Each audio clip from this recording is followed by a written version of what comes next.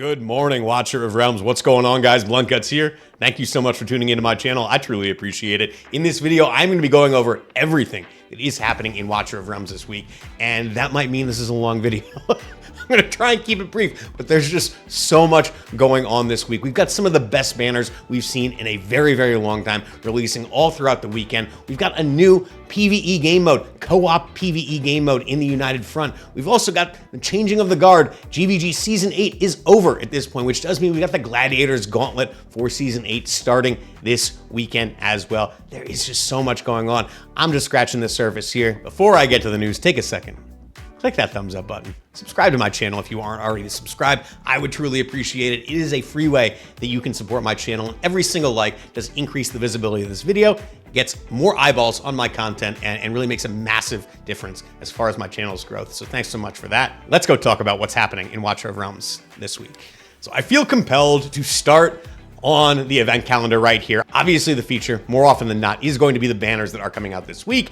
And I think we got to start with the current banner, because if you are still looking to get your 1+1, now I don't recommend it, I do not recommend it, but if you are looking to get your 1+1, that is still going on right now. It will be going on through the end of the day today. 15.5 hours remaining on the banner at the time of this filming. So you do want to take advantage of that. Make sure that you get your summons in soon. Moving over to next week's banners, we've got 2x on both divines as well as on rare summons. You don't want to summon on those. This is not the weekend for that. This banner right here is, I believe, only the second time they have done something like this. On top of dropping Nerissa, who is going to be one of the best healers in the game, maybe the best healer in the game, truth be told. I'll have a video out on her later in the week, breaking down her kit. I'm going to try to do some testing, although I feel like healers are just inherently hard to test. But suffice it to say, she does a little bit of everything. The only thing she really doesn't bring to the table is rage regen. So she's not going to be like an Elwyn replacement, but oh my God, everything else that you want a healer to do, she does. Really just incredible hero. And I think many people are going to want to snag a copy of her, but I will have more information again on a video later in the week. Alongside this hero is literally any other hero that you choose. That's right. This is a pick your rate up banner, meaning that you can pick any regular hero, non-lord hero in the normal summon pool and apply a 20x rate up to them alongside Nerissa, which is phenomenal to see. And so while I've been telling everybody that they need to wait for the anniversary, I don't know that I can say that this week, because I'm not sure you're going to get a better banner than this. Unless you just flat out feel like you don't need Nerissa for whatever reason, then maybe this is one that you skip. But I think more often than not, there is somebody out there, some hero that you've been pining for, somebody that you've been trying to pull forever that you haven't been able to. This is a great opportunity to put them on a banner alongside what looks to be a triple S tier hero as well. I think this is going to be an amazing, amazing banner. Next up, we've got Nascent, but it's not your typical Nascent banner. This is a Divine Nascent banner. That means on this banner, the next legendary you do summon from Divines will be guaranteed to be a brand new, unowned legendary hero. There's also going to be an ancient banner on Saturday. Now, we don't know what that is, but there has been some rumors out there. It does seem like there's a good chance that we might see an IOVAR and Toreador banner coming out on Saturday, which would be amazing to see, for me personally. Unequivocally the best Piercer Lord. On top of that, he is the best affiliation unit in GVG, bar none. There are no units that have higher potential battle power than IOVAR. So I need more awakenings for IOVAR. I need one more awakening on Toreador to get him to A5. I'm going to be pulling on this banner. I thought I was going to be waiting. You got me. You got me, game. You got me. Let's go talk about what else is going on this week. We ended last week on anti-air arena. We're starting with single target DPS this week. That does mean that in the middle of the week, we will have anti-air again. And then at the end of the week, we're going to close out on AoE arena. So if you have a solid AoE arena team, this is your week. This past week was, of course, the first week where we did the upgraded Apex coin distribution that did go live in the patch last Thursday, I believe.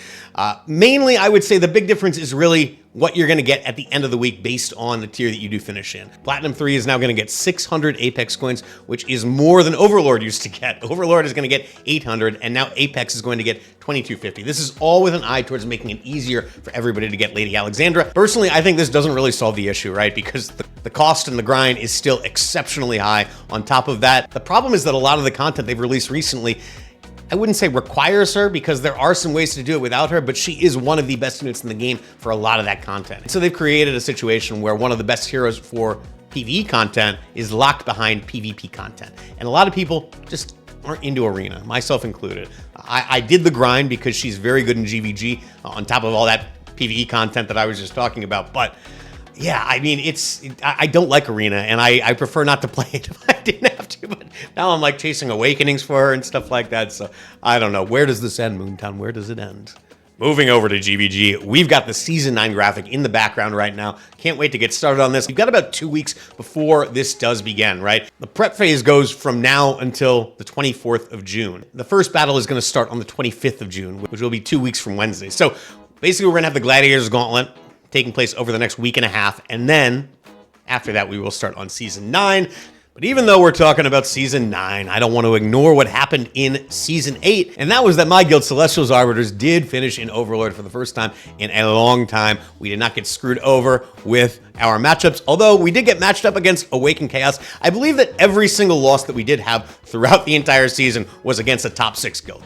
We lost twice to the Shire. We lost twice, I believe, to Awakened Chaos. Excuse me, top 7 guild. We lost to Paladin Legends as well. But I believe that those are our only losses throughout the season. If I'm forgetting one, I'm sure one of my guildmates will call it out in the comments. But yeah, that's quite the statement. I'm going to once again kind of just make a plea. There needs to be a change to the way that a lot of this stuff is calculated. If these rankings are supposed to be accurate as far as the performance of the guild, then I think there's some flaws here. And it's not just our guild. There are a lot of guilds that are ranked a lot lower than I think they should be. There are a lot of guilds that are ranked a lot higher than I think they should be as well. So hopefully they're going to do something about that at some point. Does not seem like it's going to be today, though. Moving over to the Gladiators Gauntlet, make sure you go and register for it now. Get your test on. It's time to figure out exactly what changes have been made to the Season 8 maps and how that is going to affect the way that you can deploy defenses. So we've got a 4-day prep period going from today all the way through Thursday of this week. On Friday, the matches will start, starting with the round of 256, and every single day there will be a new match. So if you progress, you'll have a match the following day. I'm very excited about it. I love this content. Bracket style tournament. Really, really cool. I'll probably post some of my attacks. I don't know if I'm going to do the round of 256 and 128. I'll probably start with 64. But if you do want to see some of the matches that are probably a little less competitive from me, sound off in the comments and let me know, and I'll make sure I post them. But yeah, very, very cool. I'd love to say I was going to make some content on the maps themselves for GVG, but I just don't think I'm going to have time. There's just way too much going on this week. Speaking of, let's go take a look at the Awakening shop. And the Awakening shop, oh boy, this is a big, big week. There are some badass rewards. I feel like most of the time, since I've started really covering the soul stones in here, in these videos, there hasn't really been much to pull on. But there are soul stones for 2 really good heroes this week in Valkyra, in Boreas. I think unquestionably Boreas is the stronger of the 2, but Valkyra is really, really good as well. And I think there's an argument to be made for either of these soul stones. Boreas used to be much rarer, but now allegedly all heroes in the normal summoning pool do have the same odds of being pulled. So theoretically, you have just as much chance of pulling a Valkyra as a Boreas, anything like that. But he used to be ultra rare for a reason. He's an exceptionally powerful AoE mage, especially with the updated stages of Gear Raid 1 release, Esotericis comps. He is a mainstay in that, providing not just crazy damage, but also anti-heal as well. So definitely a solid purchase. Demon Soldier-wise, the Uncommon Destroyer is the legendary Demon Soldier that is available. But in more recent seasons, the last 3 or 4 seasons, I'd say, he is one of the less used Demon Soldiers as well. I think he moves slow. He takes a lot of damage from magic, which is very in vogue right now. So if you are trying to figure out how can I most effectively leverage my legendary awakening coins, I probably wouldn't advise using it on him. The other heroes that are available this week are all phenomenal. These are all units that you want to have as high level as possible. So I am going to purchase the Suicide Bugs, which is obviously the key piece in a bombing run, right? Because they're the ones that do the bombing.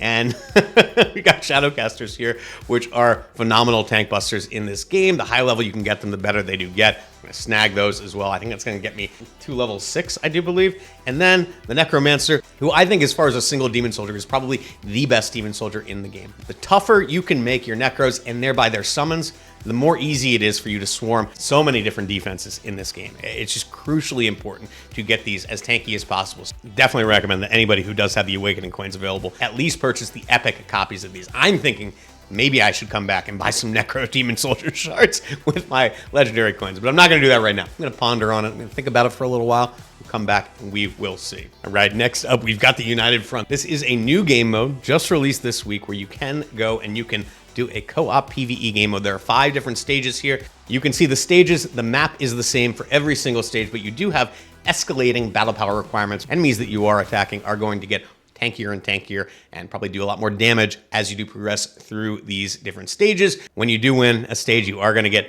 20 diamonds. You're going to get 3 ancient summon fragments, and you're going to get 200,000 gold.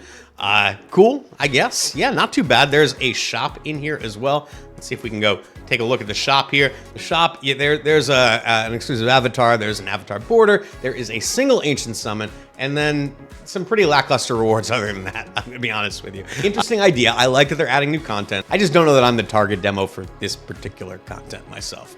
And finally, we made our way back over to the event calendar here, but a different section of the event calendar, because we need to talk about this Shard Summon event, this fusion event where Carosa is going to be available. Carosa is a cultist mage who does okay damage. She's got two calling cards really. One is this vulnerability magic damage deep, but the main reason that a lot of folks are going to want her is this esoteric passive skill right here. Odd that she has the esoteric passive skill, but she is a cultist. About that. Increases all mage damage by 6%. Only takes effect when Carosa is in the team. You don't have to deploy her to get this benefit. I'm not 100% certain, but I do believe that this will stack with the damage bonuses that you do get from Ymiret as well as Ajax. So I think this is going to be really helpful, especially if you are somebody that is trying to beat content like the new Gear Raid 1 stages, where you're going to get a flat 6% damage across the board, assuming that you can find a non-deployment spot for Carosa in your squad. The nice thing about this is that whether or not you need Carosa as a hero, as an actual hero that you're going to deploy, you're still going to be able to benefit from having this tool in your tool belt. I think everybody needs to be going for this, but the great news is that the shard summons that they've had in the past have all been just very, very achievable. So the event itself is going to be going on from June 12th all the way through the 3rd of July. So 3 weeks to collect enough shards to summon Carosa. You can see there are going to be 3 events already that are going to be launching on the calendar right now. There will be more going forward. I would expect that most events and tournaments between now and the 3rd of July, when this shard summon event does end, will have the opportunity to earn some Carosa shards. But I think as long as you're playing and you are completing the events, then I think you'll be more than fine to collect a copy of Carosa. Now, I'm sure I'm missing some stuff, but those are the big bullet points that I did see as far as what's going on in Watcher of Realms this week. But stick around. I'm going to go collect my Guild Boss rewards, my Void Rift rewards, and I'm going to do some exclusive artifact summoning as well. All right, we're going to start off with Guild Boss 1 here. I'm still waiting for that Soulstone drop. I'm going to have a video actually out later this week on Soulstone drops in general. I had 3 of them drop last week over 4 days. It was nuts. I have not had that kind of luck in a long time. I got a big boy Lord Soulstone to drop, which is crazy. It had been over a year since I had gotten one of those. And then I got 2 unpolished ones as well. So love that luck to continue. We'll see. It's not going to happen in these Nightmare 3 rewards, it does look like, though. At least I got the diamonds. That's the main thing that I want in there, you know, assuming I'm not going to get any of the better rewards. Let's see how Nightmare 4 is going to pan out. Nothing here as well. Looks like no legendary chest, therefore no soulstone in here, and no diamonds. Abyss 1, my last chance here. Nothing good here, and nothing all that great here. I will note here before I move on, you can see the rewards are a little bit better. The low end of the rewards have been bumped up, so the floor of the rewards have been bumped up in Abyss 1, which I do like. Let's go take a look at Guild Boss 2. Guild Boss 2, how many Ancients are we going to get this week? A lot, I hope. Daddy needs a Torador or an IOVAR. Let's take a look at APOC 1, see what I got. We start off with an Ancient Summon. Given how frequently that has happened, I do believe now that that is just the default. I did get a Legendary Summoning Crystal. I want that because I am going to be pulling on the Nascent this weekend, so that's helpful. And a few more rare summons isn't going to hurt either. This is a bit of a tough one here. I think I probably am going to go for these Advanced Shards because they are a lot rarer. I've got a bunch of these Gear Recasting Hammers 9 right now, and I will have more after I finish this. So I'm going to go for the Advanced Refining Crystal Fragments. It's nice. Just hard. Those are hard to come by. Let's see what APOC 2 has for me. Love to see some Ancients here, please. Where are the Ancients? Oh my God, and only once. That means I only got 2 Ancients this week. That should not be able to happen, in my opinion. I used to get 5 or 6 consistently. That is atrocious. Don't like it. No complaint about the rest of the rewards, but well, I'll complain about this. Don't worry, guys. The next complaint is always just around the corner. Gleaming Meteorites, I will take those, but that's not really what I want to be selecting, honestly. Not the greatest rewards this week from Guild Boss 2, but hey, it is what it is. Let's go check out Void Rift. All right, moment of truth here. Let's see. Can we snag a Legendary Skill Crystal? We cannot. It's been like a month or so since I've gotten one from here. Kind of disappointing, but it is what it is. Did get some Ancients, but you know, we knew we were getting those, right? So... But the big thing is these Gleaming Meteorites. I've got 744 of them. I've got enough to do almost 20 Artifact Forges. let's go see what I can get. All right, here we go. 18 of these we'll do. Let's start off. Let's do 4 singles. We'll do a 10 pull, then we'll do 4 more singles to close it off. Let's kind of break it up a little bit here. Let's see if we can't get a little bit lucky here. Goddess Grace. I've got so many of those. I'm just selling them at this point. Bastion Ring. I've got 6 leveled up. As far as I'm concerned, 6 Bastion Rings is all that you need for the Tank Codex. Ichor Chalice. At one point, I was looking for a lot of those. Not anymore. I've got 2 of them at level 25 right now. And Chalice of Youth. High Chalice pull rate today. Huh, how about that? Let's do our 10 pull here. Maybe we can actually get an exclusive. That would be wonderful. We'll do 4 singles to polish it off. There is, of course, I've been hunting for Kagiri artifacts for so goddamn long.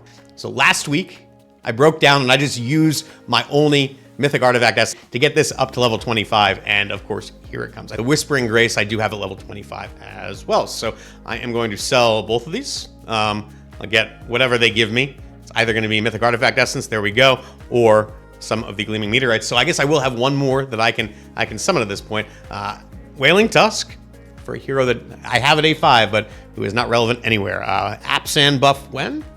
Let's go see if I can't get lucky. I will have 4 more summons that I can do at this point. Actually, 5 more, excuse me. I got extra summons when I did sell those exclusive artifacts. So that is nice. We'll see here. 3 more to go. Can we snag 1 more exclusive, please? That is not an exclusive. Scarlet Hunt. At one point, the best artifact in the game. Iasin, solid, but I don't need it. And can we get 1 more exclusive, please? Cadaver Dagger. Yeah. Uninspiring exclusive artifact foraging session, unfortunately. Thank you so much for tuning in, guys. I really appreciate you guys stopping by every single week. Sound off in the comments. Let me know what you're looking forward to this week. There is a lot going on, whether it's the Pick Your Own Hero Nerissa banner, whether it is the Nascent Divine banner, which is awesome, or if you're really excited to see what that Ancient banner might hold on Saturday, I will have a video out later this week giving you some advice about where I think you should be summoning, but there are a lot of really compelling banners, so that is exciting. And just a lot of compelling stuff going on this week. Take a second before you go, click that thumbs up button. It really does help to promote my video. And if you aren't subscribed, and you do want to get notified when these videos are released in the future, please make sure you subscribe to my channel. I really appreciate it. It's a great free way that you can support my channel, so thanks in advance if you can do that. Good luck, whatever you decide to do this week. I will catch you all next time.